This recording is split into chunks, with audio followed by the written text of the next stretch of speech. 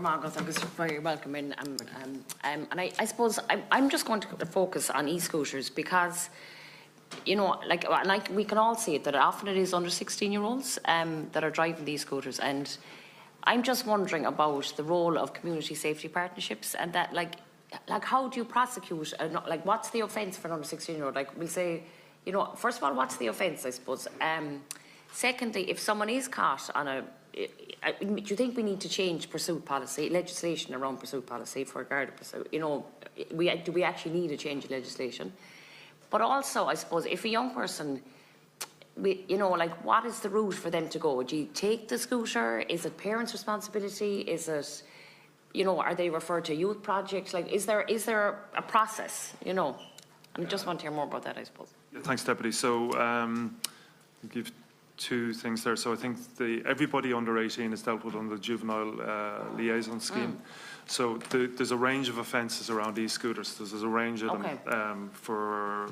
And is it speeding? Is it around a helmet? Yeah. What are the offences? There's not helmet because helmet isn't legislated for now. And do you think that should we need a change in legislation around helmets? Yeah. Well, as I said earlier, I think for sure it would be useful around the injuries. But for me, like I said, my overall opinion, and I think it's shared by my management team, is that the point we've got to with e-scooters. Ban them, full ban. And then if someone is caught, like I suppose we'll say things like, because I'm a former youth worker, so I know that youth projects are pressed as it is, and even the JLOs are their caseloads are high, you know, and even to referrals to justice projects. So, like, if there is a ban, is that going to make things worse?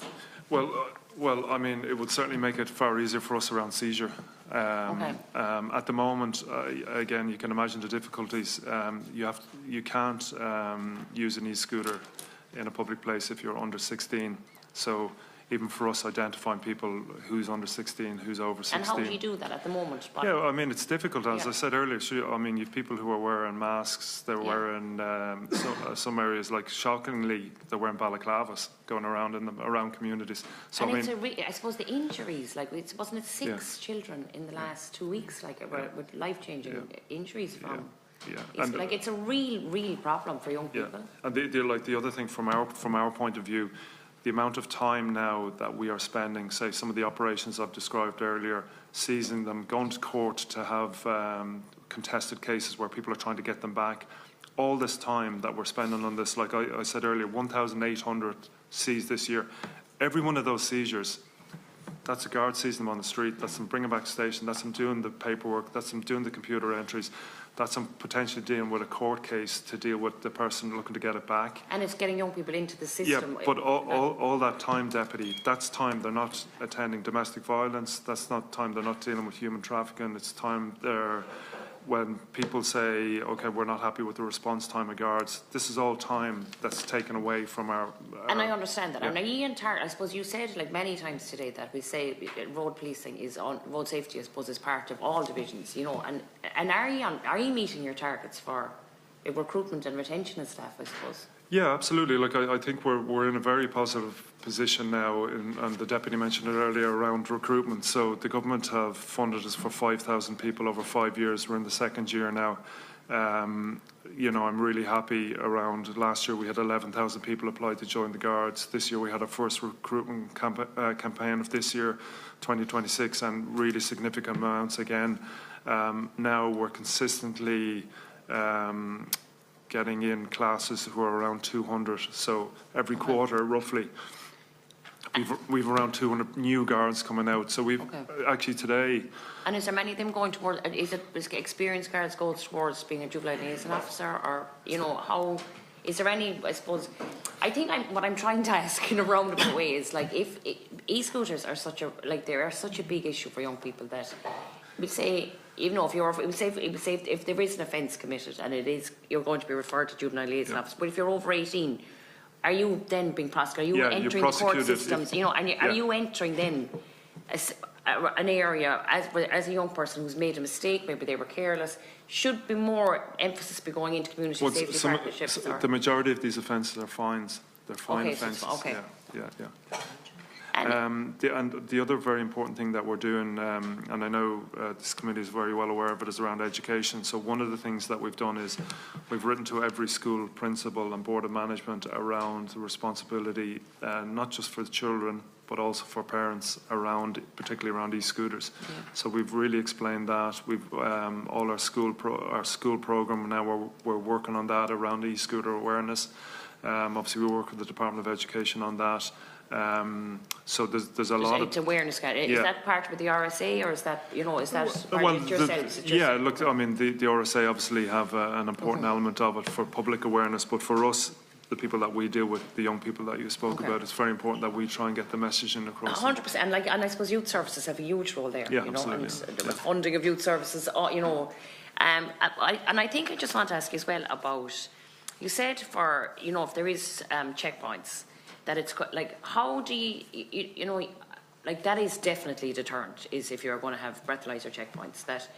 But how do you decide? I understand that you said that it is quite dangerous where you have to pick places. What is the criteria for if we're deciding what location of checkpoints? Yeah, so every division they would have set places where they will do them, and they, similar to when I spoke about the Go Safe things, there's a whole range of things that we put into picking the locations, safety being one of them, and then we obviously move them around. So that's how it works. Katrina, is there? And is it that there's been previous people being caught in a certain place, or is it based around those kind of? Yeah. Yep. Sorry. Yeah. I was just going to mention that we have a dedicated analyst, and this is their full-time job. So actually, every single division across the country has statistics on, where there have been previous collisions, where previous detections have occurred, where we have community complaints, the kinds of things other people have brought up, right? So that's analyzed. It's done as like a hotspot map, and we actually will show it across the country when we meet with our chiefs to make everyone aware of kind of what's working, sharing best practice. But it's quite a detailed analysis, and then we continue to refresh it, because as we put that high visibility out there, you'll see that things move, right? So it's constantly refreshed. And sorry, just my very last question, I'm talking about, I suppose, static cameras, and that, like, there is a kind of narrative around a lot that they're a money racket, that, because that, and I think, they're a good idea, but are they in places where you're moving to kilometre zones, to speed zones, and is that getting, is it, like, of course it's important having, speed limits, but are they particularly in places that people